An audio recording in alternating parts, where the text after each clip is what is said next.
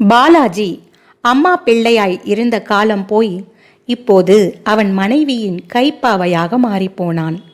பெற்ற அம்மாவிற்கு 3 வேளை உணவளிப்பதையே பெரிய சாதனையாக நினைக்கின்றான். அவன் மனைவி சரண்யாவோ பார்வதியை சிறிதும் கண்டு கொள்வதில்லை.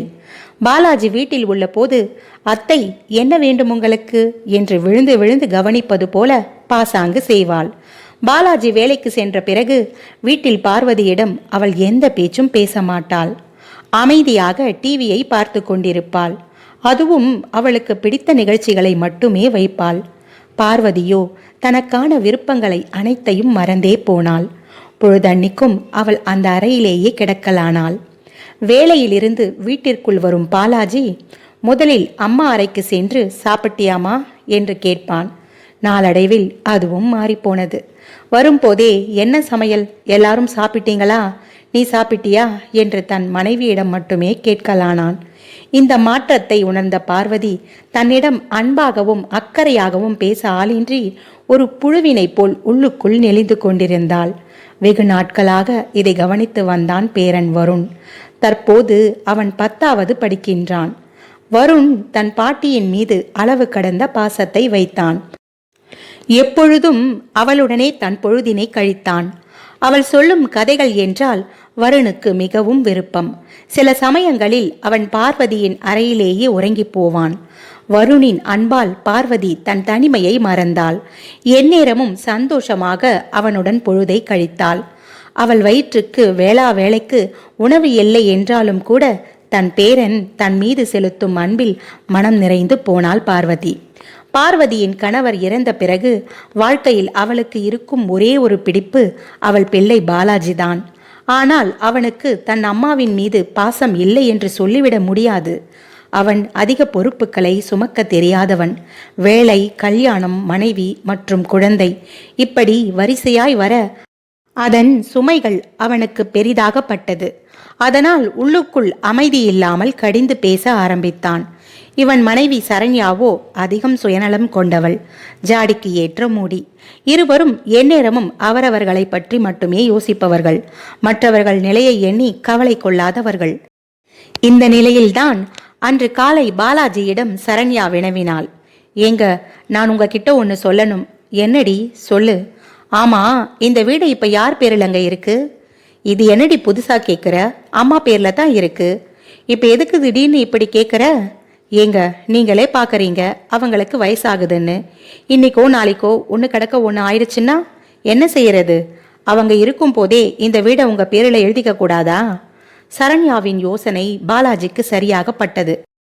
மறுநாள் காலை பார்வதியிடம் பாலாஜி தான் எடுத்திருக்கின்ற முடிவை பற்றி கூறினான். பார்வதிக்கு இதில் எந்த தயக்கமும் இல்லை.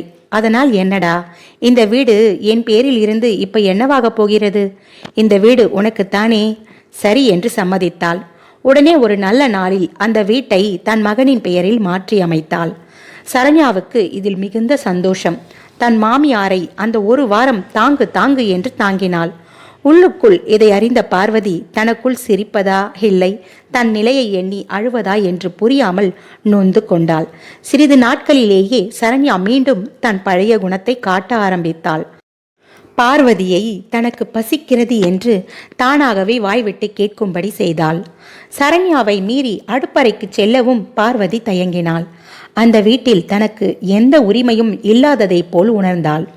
தன் கணவரின் போட்டோவை பார்த்து சீக்கிரம் என்னை உங்களுடன் அழைத்து கொள்ளுங்கள் என்று தினமும் புலம்ப ஆரம்பித்தாள்.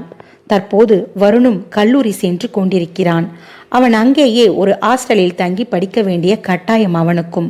அதனால் அடிக்கடி அவனும் பார்வதியை வந்து பார்க்க இயலாமல் போனது. அவன் கல்லூரி விடுமுறை நாட்களில் தன் பாட்டியை காண ஓடி வந்து விடுவான். அவன் வரும் நாட்கள் மட்டுமே பார்வதியின் வசந்த காலமாக இருந்தது. மற்ற நாட்களில் அவள் மனம் புண்ணாய் போனது. சரண்யாவின் வாய் சும்மா இருப்பதில்லை. எதையாவது சொல்லிக்கொண்டே இருந்தாள். இது எங்கு போய் முடிகிறதோ முடியட்டும். பார்வதி எதையும் யாரிடமும் சொல்லாமல் அந்த அறையிலேயே முடங்கி போனாள். எந்த நேரமும் கையில் ஒரு புத்தகத்துடன் அந்த அறையில் படித்து கொண்டே இருக்கலானாள். அந்த புத்தகம் கூட அவள் பேரன் வருண் இவளுக்காக ஆசையாக வாங்கி வந்தது. பாட்டிக்கு கதை என்றால் பிடிக்கும் என்று கதை புத்தகம் ஒன்றை அவன் படிக்கும் கல்லூரியின் அருகில் இருக்கும் லைப்ரரியில் இருந்து பாட்டிக்காக வருண் வாங்கி வந்து கொடுத்தது. இதை படிக்கும் போது பார்வதியின் மனம் ஏதோ சிறிது அமைதி அடைந்தது. வருண் தன் காலேஜ் படிப்பை முடித்துவிட்டு மேல் படிப்புக்காக வெளிநாடு சென்றான். இங்கே பார்வதியின் நிலை யாரும் கேட்பாரற்று இன்னும் மோசமாகியது. பாலாஜி வேலைக்கு செல்வதும் வருவதுமாயிருந்தான். அவன் வேலையில் இருக்கும் பிரச்சனைகளை அவன் யோசிக்கவே அவனுக்கு நேரம் சரியாக இருந்தது. இங்கு சரண்யாவோ நாளுக்கு நாள் மிகவும் மோசமானவளாக மாறிப்போனாள். ஒரு நாள் சரண்யாவுக்கும் பார்வதிக்கும் சிறிய வாய் தகராறு வந்தது. அந்த சமயம் வேலையில் இருந்து வந்த பாலாஜிக்கு இதை பார்த்த கணத்தில் எரிச்சல் வந்தது. அவன் பார்வதியை திட்ட ஆரம்பித்தான். தன் பொறுமையை முற்றிலும் இழந்த பார்வதி அவர்கள் இருவரையும் மனசாட்சியற்றவர்கள் என்று சொன்னாள். உடனே வெளியே போ என்று சரண்யா பார்வதியை அவள் பெட்டி படுக்கை அனைத்தையும் தூக்கி எறிந்தாள். தன் துணிமணிகளுடன் தன் கணவன் போட்டோவை மட்டும் எடுத்துக்கொண்டு பார்வதி தன் சொந்த ஊரான கரிசல்பட்டி கிராமத்திற்கு சென்றாள். அதுதான் அவள் அம்மா வீடு. அங்கு அவளுக்கென்று ஒரு குடிசை இருந்தது. தன் கடைசி காலத்தை அந்த குடிசையிலேயே கழிக்க எண்ணினாள். இது போதும், என் ஜீவனம் நடத்த நான் யாரையும் நம்பி இல்லை என்று தன் கடைசி காலத்தில் அந்த குடிசையிலேயே வசிக்கலானாள் பார்வதி. அங்கு அவளுக்கு என்று சிறிய விளைவு நிலமும் இருந்தது. அதில் ஆட்களை போட்டு விவசாயம் செய்ய திட்டமிட்டாள்.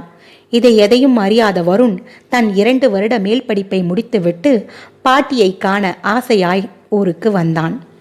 வந்தவன் தங்கள் வீட்டு வாசலுக்கு வந்ததும் சத்தம் போடாமல் உள்ளே சென்றான். மெதுவாக பாட்டியின் அறைக்கு சென்று பாட்டிக்கு இன்ப அதிர்ச்சி தர எண்ணினான். ஆனால் அந்த அறை அவனுக்கு அதிர்ச்சி அளித்தது. அவன் பாட்டி அங்கு இல்லை. அவள் அங்கு இருந்ததற்கான எந்த அடையாளமும் இல்லை. அவனுக்கு ஒன்றும் புரியவில்லை. என்ன இது?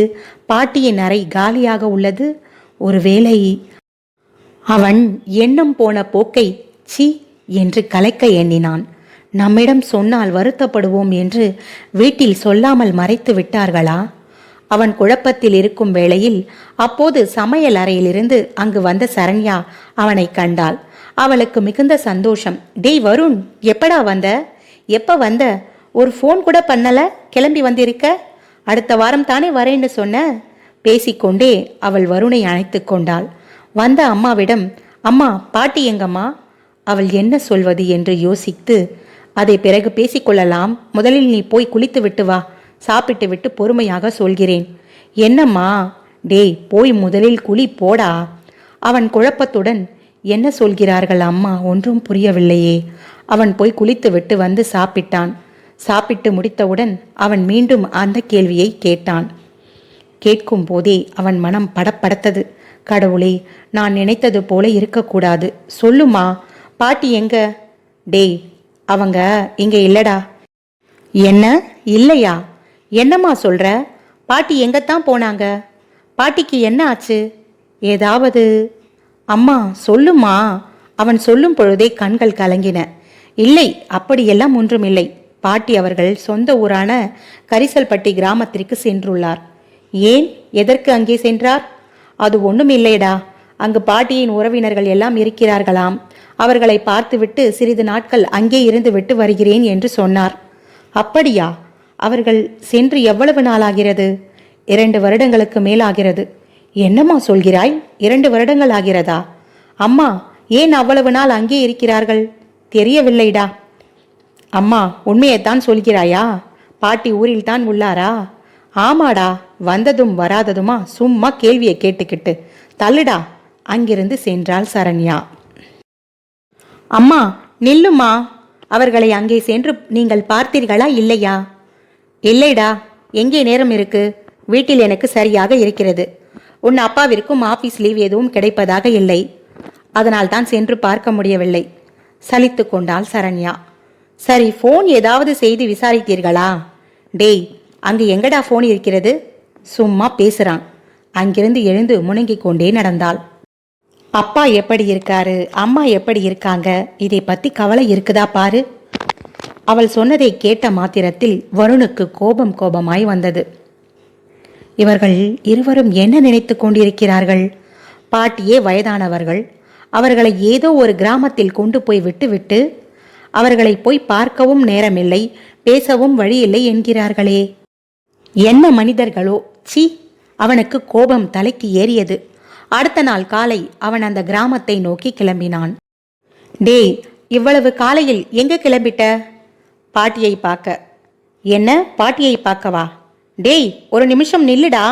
சரண்யா கத்தி கொண்டே பின்னாடி வர அவன் காதில் கேட்காதவனாய் நடந்தான். பேருந்து நிலையம் அடைந்து பஸ் ஏறினான். சிறிது நேர பயணம். அயர்ந்து தூங்கினான். கண்டக்டர், தம்பி, நீங்க இறங்க வேண்டிய இடம் வந்துருச்சுப்பா என்றதும் நன்றி சொல்லி இறங்கி ஒரு ஆட்டோவை பிடித்தான். அந்த கிராமத்தை சென்றடைந்தான். அங்கு சென்று ஒருவரிடம், இங்கு பார்வதி பாட்டி வீடு எங்கிருக்கிறது என்று அவளை பற்றி விவரங்களை சொன்னான். அவர் சொன்னதை கேட்டு பார்வதி இருக்கும் இடத்திற்கு வந்தான். அவன் வீட்டினுள் நுழையும் போதே ஒரு தெய்வீக மனம், ஊதுவத்தியின் வாசம். அந்த வீடு பார்ப்பதற்கு அவ்வளவு அழகாக இருந்தது. சிறிய குடிசை வீடு என்றாலும் அந்த வீட்டில் ஒரு ஜீவன் இருந்தது.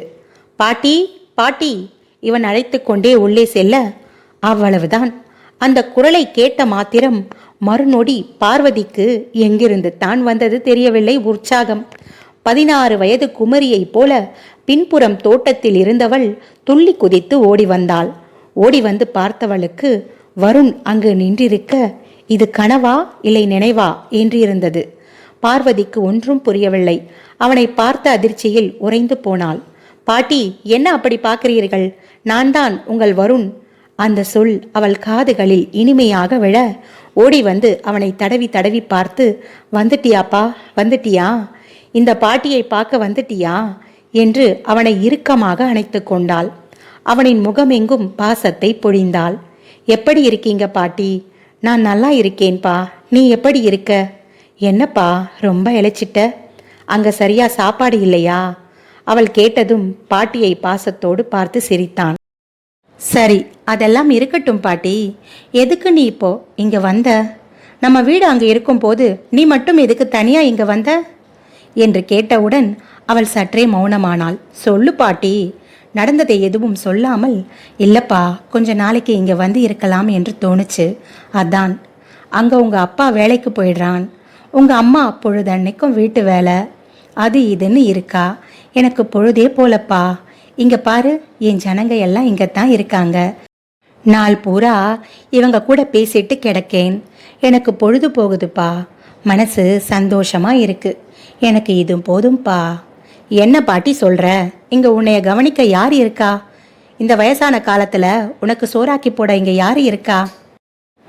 டேய், சோறு ஒன்று போதுமாடா? அப்புறம் பாட்டி ஏதாவது சொல்லிட போறேன். என்ன பாட்டி? பின்ன என்னப்பா, வயசான காலத்துல சோறு தூக்கம் இதெல்லாம் 2ஆம் பட்சம். அவங்களுக்கு முதல்ல என்ன தெரியுமா? அவங்க கூட பேசணும். கூட பேச ஆள் இருந்தா போதும். அதுதான்ப்பா முதல்ல முக்கியம். கூட சிரித்து பேச ஆள் இல்லைன்னா மனசு பைத்தியம் பிடிக்கிற மாதிரி ஆயிடுது. நீ அந்த வீட்டில் இருந்த வரைக்கும் எனக்கு அந்த குறை எதுவும் தெரியல. நீ ஊருக்கு போனதும் பாட்டி ரொம்ப உடஞ்சி போயிட்டேன். அதான் நீ அடிக்கடி ஒன்று சொல்லுவியே, அது என்னது? இஸ்ஸோ இல்லை பிஸ்ஸோ ஏதோ ஒன்று சொல்லுவியே பாட்டி, அது மிஸ்ஸு. மிஸ்ஸு. பாட்டி, உன்னைய ரொம்ப மிஸ் பண்ணேன் கண்ணா. அதனால தான் நான் இங்கே வந்துட்டேன். இங்கே எனக்கு எந்த குறையும் இல்லை. இங்கே பாரு, பின்னாடி எவ்வளவு இடம் இருக்குது. தோட்டத்தில் கத்திரி, வெண்டை, பூச்செடி எல்லாம் போட்டிருக்கேன். இங்கே இருக்கிற கைனியில் நெல் போட்டிருக்கேன். ஆள் வந்து அறுவடை செய்வாங்க. சின்ன கைனி தான். என் ஒருத்திக்கு இந்த வருமானம் போதும்பா. இங்கே விளையிற காய்கறிகளை கொஞ்சம் நான் எடுத்துக்கிட்டு மீதியை வித்துடுவேன். என்னால் இந்த வயசில் அலைந்து விற்க முடியாது. வீடேறி வந்து பாட்டி காய் இருக்கான்னு கேட்டு வாங்கிட்டு போவாங்க. என்னை பார்த்துக்க இங்கே நிறைய ஆள் இருக்காங்கப்பா.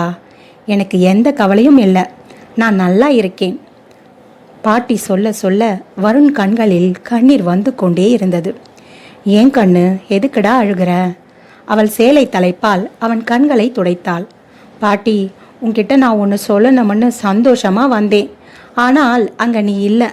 அம்மா கிட்ட கூட அதை சொல்லலை. என்ன கண்ணு, சொல்லுப்பா.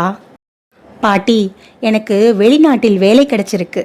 மாதம் எனக்கு 2 லட்சம் சம்பளம். அப்படியா? சந்தோஷம் கண்ணு. உனக்கு என்னடா, என் பேர மனசுக்கு எல்லாம் நல்லது தான் நடக்கும். பாட்டி, நான் பேசாம உன்னைய என் கூட ஊருக்கு கூட்டிட்டு போயிடவா? அங்க என் கூட வந்துடுறியா? அதெல்லாம் வேணாம் ராஜா, நீ போய் உன் வேலையை பாரு, உன் பொழப்ப பாரு. அதை விட்டுட்டு இந்த பாட்டியை வச்சுக்கிட்டு நீ அங்கே கஷ்டப்பட போறியா? இதில் எனக்கு என்ன பாட்டி கஷ்டம்? அங்கே வந்தா நீ தான் என்னை பார்த்துக்க போற. எனக்கு என்ன கஷ்டம் வரப்போகுது? இங்கே பாரு வருண், உனக்கும் கல்யாண வயசு ஆகுது. நாளைக்கு உனக்குன்னு ஒருத்தி வந்துருவா. அதெல்லாம் சரி வராது பாட்டி. நான் அவகிட்ட அடித்து சொல்லிடுவேன், என் பாட்டியை பூ மாதிரி பார்த்துக்கணும்னு. அப்படி பார்த்துக்கிறதா இருந்தா தான் நான் அவளை கல்யாணம் பண்ணிப்பேன். இதை கேட்ட பார்வதிக்கு வாய் நிறைய சிரிப்பு. என் ராஜா அவன் முகத்தை தன் கைகளால் சுற்றி நெட்டு உடைத்தாள். படப்படவென அத்தனை விரல்களிலும் நெட்டு உடைந்தது. இருக்கட்டும்டா, இப்போ எல்லாம் கிராமத்தில் இருந்து வந்தவளங்களாலேயே பெரியவங்களை வச்சு போஷணம் பண்ண தெரியலை. நல்லா படிச்சுட்டு வரவ அவ என்ன செய்வா சொல்லு? அதெல்லாம் சரிப்படாதுப்பா. சரி வா, முதல்ல வந்து உட்காரு. பாட்டி காப்பி வைத்து தரேன், முதல்ல குடி, அப்புறமா மற்றதை பேசிக்கலாம். அங்கு உள்ள கயிற்றுக்கட்டலில் அமரச் செய்தாள். அவன் அந்த வீட்டையே சுற்றி சுற்றி பார்த்திருந்தான். பாட்டியை எப்படியாவது சமாதானம் செய்து நம்முடன் அழைத்துச் செல்ல வேண்டும் என்று அவன் மனம் தவித்து கொண்டிருந்தது. இந்தாப்பா, காப்பியை முதல்ல குடி. அந்த காப்பியில் சற்று புகை வாட இருந்தாலும் அவனுக்கு அது தேவாமிரதம் போல இருந்தது. என்னப்பா, காப்பி நல்லா இருக்கா? நல்லா இருக்கு பாட்டி. சரி இரு, பாட்டி கருவாட்டு குழம்பு வச்சிருக்கேன், இருந்து மத்தியானம் சாப்பிட்டு தான் போகணும், சரியா? பாட்டி சொல்லவும் வருணின் முகம் வாடி போனது. ஏன் கண்ணு, என்ன ஆச்சு? பாட்டி, நான் 20 நாள் லீவில் வந்திருக்கேன், என்னைய இப்பவே துரத்துற? ஐயோ அப்படி இல்லைப்பா, உனக்கு இங்கே வசதி பத்தாதடா. இருக்கட்டும், நான் இங்கே தான் உன் கூட இருக்க போகிறேன். டேய், அப்புறம் உங்கள் அம்மா கத்துவா, சொன்னா கேளு. வீட்டில் சொல்லிட்டு தானே வந்த? சொல்லிட்டு தான் வந்தேன். சரி வா, உனக்கு இந்த ஊரினை சுற்றி காட்டுகிறேன். அவனை அழைத்து கொண்டு தன் பேரன் என்று ஊர் முழுக்க சுற்றி வலம் வந்து பெருமை அடித்து கொண்டாள். இவ்வளவு சொந்தங்களா பாட்டி நமக்கு? ஆமாம்ப்பா, நமக்கு ஜனக்கட்டு அதிகம். ஏதோ உங்கள் தாத்தா வேலை அங்கே இருக்கிறதுனால அங்கே ஒரு சொந்த வீடு கட்ட வேண்டியதா போச்சு. இது எங்கள் அம்மா வீட்டு சைடு. இன்னும் உங்கள் தாத்தா வீட்டு பக்கம் இன்னமும் இருக்காங்க. அந்த ஊருக்கு இன்னும் கொஞ்சம் உள்ள போகணும். இவ்வளவு சொந்தங்கள் இருந்தும் அனாதையா ஒத்தையா கிடக்க எனக்கு முடியலப்பா. அதான் வந்துட்டேன். அவன் பாட்டியுடன் ஊரெல்லாம் சுற்றிவிட்டு பாட்டி வைத்த கருவாட்டு குழம்பை, அதுவும் மண் சட்டியில் வைத்த கருவாட்டு குழம்பை மணக்க மணக்க ருசித்துவிட்டு, பாட்டி, உன்னைய இங்கே தனியாக விட்டுட்டு கிளம்ப எனக்கு கஷ்டமாக இருக்குது. எங்களுடன் வா பாட்டி, சொன்னா கேளு. நீ அடுத்த முறை வரும்போது பாட்டியை வந்து பார்த்துட்டு போ. சரி பாட்டி. அவன் மனம் முழுவதுமாக சமாதானம் ஆகவில்லை. அங்கே ஊரில் சரண்யாவுக்கோ பொறுக்க மாட்டல. இவன் ஊருக்கு போய் அந்த கிழவிய இங்கே கூட்டிட்டு வந்துட போறான் போலிருக்கே. இப்போ என்ன செய்வது? சரண்யா கால் கொள்ளாமல் அங்கும் இங்குமாய் நடந்தாள். பாலாஜி வீட்டிற்கு வந்ததும் நடந்த விஷயங்களை அனைத்தையும் சொன்னாள். அவன் காலையில் சாப்பிட கூட இல்லைங்க, பாட்டி பைத்தியம் பிடிச்சு ஊருக்கு கிளம்பி போயிட்டான். இதை கேட்ட பாலாஜி மிகுந்த கோபத்தில், அவனுக்கு நம்ம மேலே கொஞ்சம் கூட பாசமே இல்லடி, என் நேரம் பாட்டி பாட்டி அவங்களையே பிடிச்சு தொங்கிட்டு இருக்கான். அதான் நான் தான் சொன்னேனே, அந்த அம்மா ஏதோ வசியம் பண்ணி வச்சுட்டாங்கன்னு. அவனுக்கு என் பாசமே இல்லாமல் பண்ணிட்டாங்க. எங்க கிளம்புங்க, ஊருக்கு போய் அவனை கையோடு கூட்டிட்டு வரலாம். அப்புறம் அவனும் அவன் பாட்டியோட ஊரில் அங்கேயே இருந்துட போகிறான். முதல்ல கிளம்புற வழியை பாருங்க. ஆபீஸுக்கு நாளைக்கு லீவு சொல்லிடுங்க. சரி சரி, முதல்ல சாப்பிடுங்க, சாப்பிட்டு கிளம்புவோம். அவன் காலையிலே போனான். போய் கொஞ்ச நேரம் ஆகுது. பின்னாடியே நம்ம போனால் தான் சரியாக இருக்கும். சீக்கிரம் கிளம்புங்க. சரி சரி. தன் அம்மாவும் அப்பாவும் தன் பின்னாடியே கிளம்பி வருவார்கள் என்று வருண் சிறிதும் நினைத்து பார்க்கவில்லை. அவன் பாட்டியுடன் ஜாலியாக தன் பொழுதினை கழித்து கொண்டிருந்தான். பாலாஜியும் சரண்யாவும் பார்வதியின் வீட்டை அடைந்தார்கள். அது ஒரு சின்ன குடிசை. அதை தூரத்தில் இருந்து பார்ப்பதற்கு பாலாஜிக்கு ஒரு மாதிரி இருந்தது. இந்த குடிசையிலா என் அம்மா வசிக்கிறாள்? எங்கோ அவனுக்குள் இருக்கும் பாசம் ஊற்றெடுத்தது. அவனுக்கு மனசு உறுத்தலாக இருந்தது. அவர்கள் இருவரும் உள்ளே நுழைய முற்பட்ட போது வாசலில் பேச்சு சத்தம் கேட்டு அப்படியே நின்று போனார்கள். கண்ணா, உன்கிட்ட பாட்டி ஒன்று சொல்லட்டுமா? சொன்னா கேப்பியா? என்ன பாட்டி, சொல்லுங்க பாட்டி. சொன்னா நீ கோவிச்சிக்க மாட்டல்ல? அதெல்லாம் கோவிச்சிக்க மாட்டேன், சொல்லுங்க பாட்டி. வருண், இப்போ உனக்கு வயசாகுது. இதோ இன்னும் கொஞ்ச நாள்ல உனக்கும் கல்யாணத்தை பண்ணிடுவாங்க. ஆனா இந்த பாட்டி ஒன்னே ஒன்று சொல்றேன், நல்லா புரிஞ்சுக்கோ.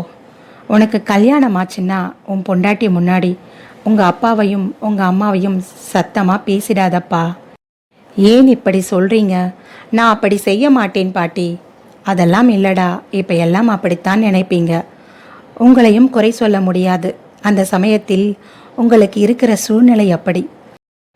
அலுவலகம், வேலை, வீடு, பொண்டாட்டி, குழந்தை எல்லா பொறுப்பும் உங்க தலைமையில இறங்கும் பொழுது உங்களுக்கும் மனசுல நிதானம் இல்லாமல் போயிடுது.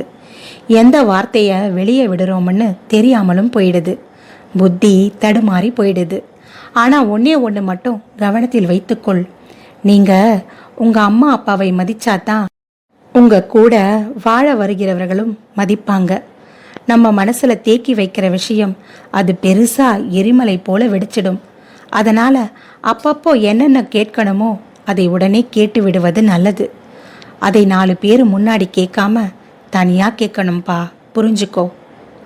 உனக்கு அவங்க மேல இருக்கிற வருத்தத்தை அவங்க 2 பேரும் தனியா இருக்கும்போது சொல்லு, புரிஞ்சுக்குவாங்க.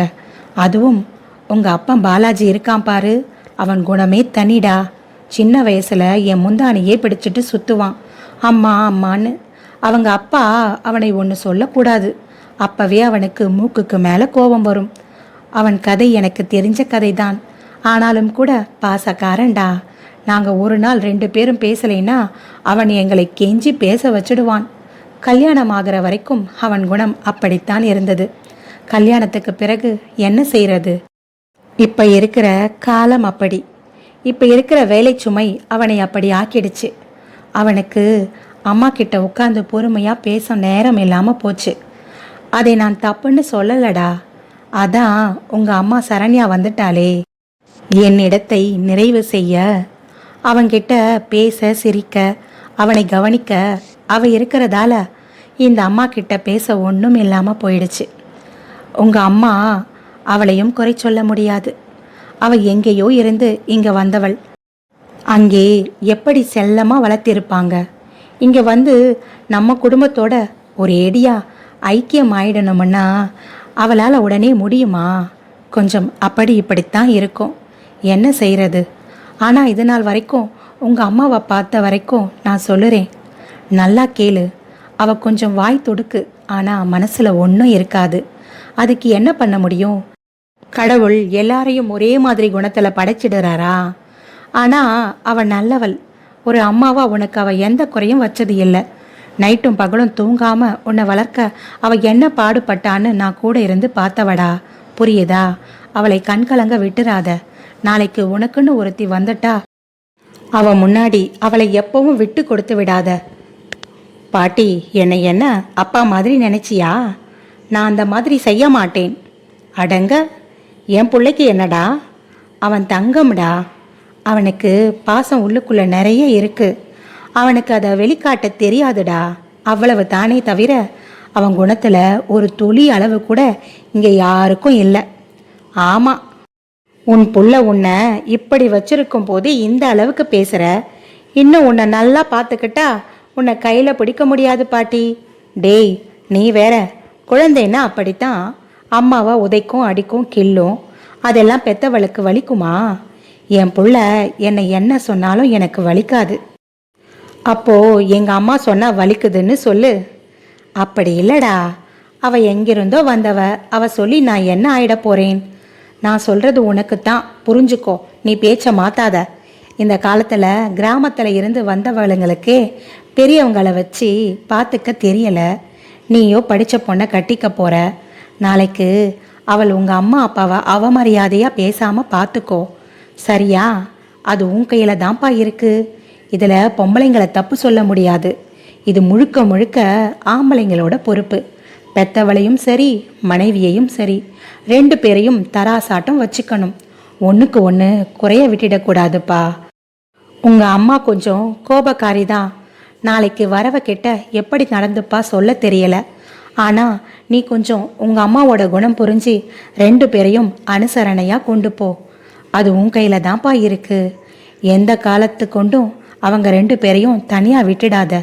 அதுவும் என் பிள்ளைய வரவ முன்னாடி திட்டாதடா, அவன் தாங்க மாட்டான். வெளியில் இதை கேட்டுக்கொண்டிருந்த சரண்யா பாலாஜியின் கண்களில் நீர் வழிந்து கொண்டிருந்தது. அவர்கள் ஒருவரை ஒருவர் குற்ற உணர்ச்சியில் பார்த்து கொண்டனர். அம்மா அம்மா, பாலாஜி குரல் வெளியே கேட்டது. அதை கேட்ட பார்வதிக்கு, யாரது? என் புள்ள குரலாட்டம் இருக்கேடா, போய் பாரு. வருண் வெளியே சென்று பார்க்க, அப்பா வாங்கப்பா, அம்மா வாங்க, உள்ள வாங்க, பாட்டி அம்மாவும் அப்பாவும் வந்திருக்காங்க. உடனே ஓடினாள் வாசலுக்கு. அவனை கண்ட மாத்திரத்தில் கட்டி கொண்டு தழுவினாள். அம்மா என்னை மன்னிச்சிடு, அம்மா என்னை மன்னிச்சிடு. ஏன்பா, எதுக்குப்பா? நான் எதுக்குப்பா உன்னை மன்னிக்கணும்? எதுக்கு கண்ணு அழுவுற? தன் சேலை தலைப்பால் பாலாஜியின் கண்களை துடைத்து விட்டாள் பார்வதி. சரண்யா பார்வதியின் கால்களை பிடித்து கொண்டாள். அத்தை என்னை மன்னிச்சிடுங்க, மன்னிச்சிடுங்க அத்தை. கால்களை பிடித்து கொண்டு ஓவென்று அழுதாள். தரையில் தன் தலையை முட்டி கொண்டாள். எழுந்துருமா சரண்யா, எழுந்துரு. இப்ப நீ எதுக்கு அழுவுற? நீ அழக்கூடாது, நீ எப்பவும் அழக்கூடாது. நீ இந்த வீட்டுக்கு விளக்கேற்ற வந்த மகாலட்சுமிமா. உன்னைய கண்கலங்க விட்டா குடும்பம் உருப்படாது. எந்த வீட்டில் மருமகள் சந்தோஷமா இருக்காளோ அந்த வீட்டில்தான் லட்சுமி குடியிருப்பாள். உன் கண்களில் இருந்து எப்பொழுதும் கண்ணீர் வரக்கூடாது. அத்தை, நான் உங்களை எவ்வளவோ கஷ்டப்படுத்திட்டேனே, என்னை மன்னிச்சிடுங்க, என்னை மன்னிச்சிடுங்க. இருவரும் குற்ற உணர்ச்சியில் தன் மனக்குமுறல்களை கொட்டி தீர்த்தனர். வருண், இப்ப அழுது என்னம்மா பிரயோஜனம்? எவ்வளவு வருஷமா பாட்டியை என்ன பாடுபடுத்தின? நீ கொஞ்சமாவது மனசுல ஈவு இறக்கம் வச்சுட்டு இருந்தியா? அவங்களை சோறு தண்ணி இல்லாம காய விட்ட. இந்த பாவம் எல்லாம் யாரு தலையில போய் விழறது? என் தலையில தானே, நான் தான் அனுபவிக்கணும். அப்படி சொல்லாதடா கண்ணு, அப்படி சொல்லாத. உனக்கு ஒரு குறையும் வராது. என் ராஜா, இங்க பாரு, பிள்ளைங்க பெத்தவங்களை என்ன கஷ்டப்படுத்தினாலும் பெத்தவ மனசு சபிக்காதுப்பா. நீங்க எல்லாரும் குடும்பமா சந்தோஷமா இருப்பீங்க. உங்களுக்கு ஒரு குறையும் வராது. நீ நல்லா இருப்ப கண்ணு. ஒரு கையில் பேரனையும் மறு கையில் மகனையும் பிடித்து கொண்டு முத்தமிட்டாள் பார்வதி. அம்மா நீ கிளம்பு, நம்ம வீட்டுக்கு போகலாம். அத்தை, ஆமா நீங்க வாங்க, நம்ம வீட்டுக்கு போகலாம். வாங்க. இல்லம்மா வேண்டாம். அத்தை ப்ளீஸ் அத்தை, இனிமேல் நான் உங்களிடம் அப்படி நடந்துக்க மாட்டேன். ப்ளீஸ் எங்க கூட வீட்டுக்கு வாங்க. நீங்க அங்க வந்தீங்கன்னா தான் எங்களை மன்னிச்சிட்டதா அர்த்தம். வாங்க அத்தை ப்ளீஸ். வேண்டாம்மா, எனக்கு இங்கேயே பழகி போச்சு. இங்கே என் வயசு ஒத்தவர்கள் எல்லாம் இருக்காங்க. இந்த கிராமத்தில் தெருவில் திண்ணையில் போய் உட்காந்துட்டு சாயங்காலத்தில் என் கூட கதை பேச நிறைய பேர் வருவாங்க. நாங்கள் எல்லாரும் ஒன்றா உட்காந்து பேசி முடிச்சுட்டு நைட்டு படுக்கிறதும் தெரியாது, காலையில் விடியறதும் தெரியாது. பொழுதன்னைக்கும் ஒத்த ரூமில் கிடந்து நான் என்னம்மா பண்ண போகிறேன்? என் பொழுது இங்கே போட்டோம்மா. அத்தை ப்ளீஸ் அத்தை, பரவாயில்லம்மா, எனக்கு ஒன்றுன்னா நீங்கள் எல்லாம் வந்து என்னை பார்த்துக்க மாட்டீங்களா? கண்டிப்பாக அத்தை, கண்டிப்பாக. வருண் தன் பாட்டியிடம் பேசுவதற்கு அவளுக்காக வாங்கி வந்த செல்போனை எடுத்து பாட்டியிடம் தந்தான். பாட்டி, இதை வச்சுக்கோ. உனக்கு எப்போ எல்லாம் எங்ககிட்ட பேசணும்னு தோணுதோ நீ பேசு. நாங்களும் உன்கிட்ட பேசுறதுக்கு இது உதவியா இருக்கும். அட போடா, இதை எப்படி உபயோகிக்கணும்னு எனக்கு எப்படி தெரியும்?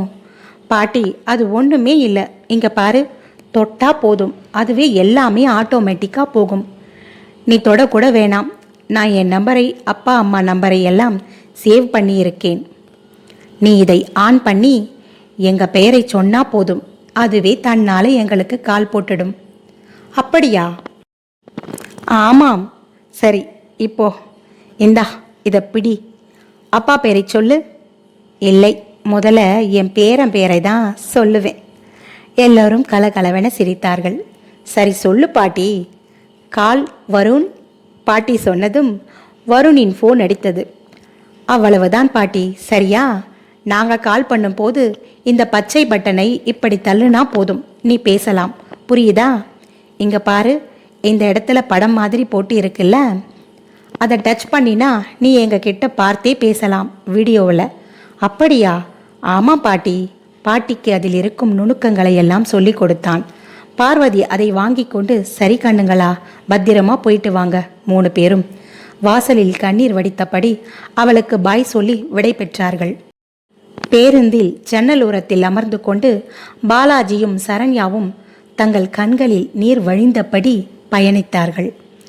2 வருடம் போனது. வருணின் திருமணம் முடிவானது. வெளிநாட்டு பெண் திருமணமும் வெளிநாட்டில் நடந்ததால் பார்வதியை ஃப்ளைட்டில் அழைத்துச் சென்றான் வருண். திருமணம் நல்ல முறையில் நடந்து முடிந்தது. தன் பாட்டியை சிறிது நாட்கள் அங்கேயே தங்க வைத்து ஊரை சுற்றி காட்டினான் வருண். வாராயின் தோழி வாராயின் தோழி வா வந்து லூட்டியடி, வாலிப தோழி வயதான தோழி வாய் விட்டு சீட்டியடி, அன்புக்கு நீயே அரிச்சுவடி, அன்னைக்கு மேலும் செல்லமடி, மழலையில் நான் சாய்ந்தமடி, முதுமையிலும் வேண்டுமடி, ஏ பாட்டி ஏ ஸ்வீட்டி நீ இன்னும் பியூட்டி லூட்டியடி, வாராயோ தோழி வாராயின் தோழி வா வந்து லூட்டியடி, வாலிப தோழி வயதான தோழி வாய் விட்டு சீட்டியடி. இனி பார்வதி அந்த கிராமத்தில் இருக்க போகிறாளா, இல்லை தன் பிள்ளை பேரனுடன் சேர்ந்து வசிக்கப் போகிறாளா? இது அவள் விருப்பம். முடிவை பார்வதியே எடுக்கட்டும். நன்றி. என்றும் நட்புடன், ஹேமலதா தனசேகர்.